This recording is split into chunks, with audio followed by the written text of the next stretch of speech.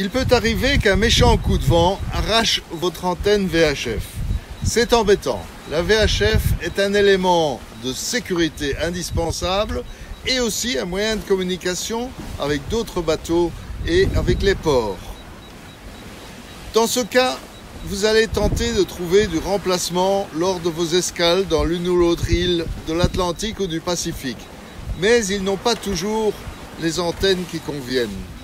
Alors, vous allez devoir fabriquer une antenne de fortune. Et dans cette vidéo, je vais vous montrer comment faire. Premièrement, il faut du fil pour relier l'antenne au poste VHF. Cela s'appelle du fil RG58. C'est du fil comme ceci. Ensuite, il faut aussi une prise pour le connecter à son poste. C'est une prise PL. De nouveau, vous pouvez réutiliser celle qui est déjà sur votre appareil. Et enfin, il faut du fil, de préférence du fil de cuivre, que vous trouverez éventuellement sur vos cosses de batterie. Et enfin, quelques colsons pour ensuite accrocher le tout. Et pour l'accrocher, éventuellement à un manche de balai ou à une perche en bambou, en tout cas une perche qui n'est pas métallique. Si vous avez un ingénieur à votre bord, vous lui donnez tout ça et il réglera le problème. Sinon, c'est à vous de le faire. Premièrement, choisissez l'endroit où vous comptez fixer l'antenne de fortune, à l'écart d'autres antennes et le plus haut possible. Tirez le fil RG58 de votre poste jusqu'à l'endroit où vous comptez fixer l'antenne et utilisez des colsons pour l'attacher. Fixez-y la prise. Attention ici que la maille extérieure n'entre pas en contact avec l'âme du fil RG58, sinon c'est le court-circuit.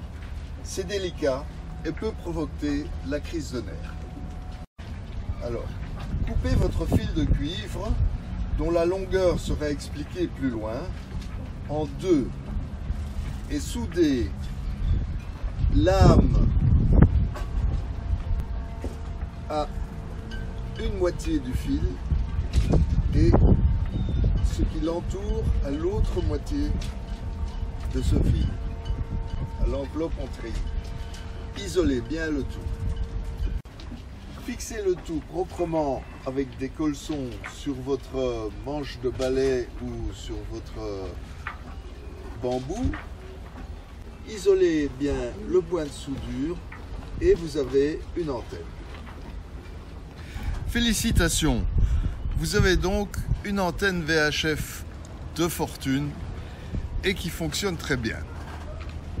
Ah oui, j'allais oublier. Comment calcule-t-on la longueur de l'antenne? Elle doit correspondre à la longueur d'onde.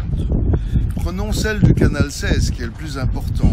Et vous vous souvenez de votre cours que le canal 16 émet sur la fréquence de 156,8 MHz.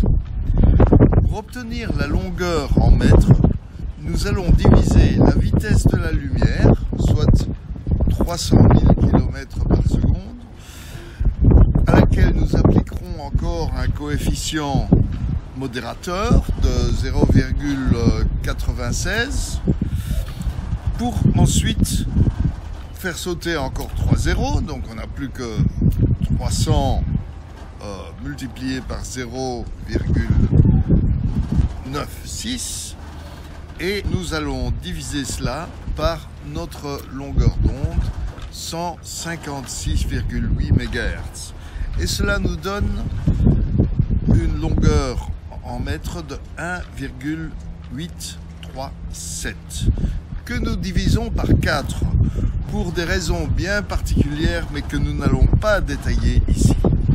Ce qui nous donne une longueur pour définir de 46 cm pour chacun des deux brins de votre antenne.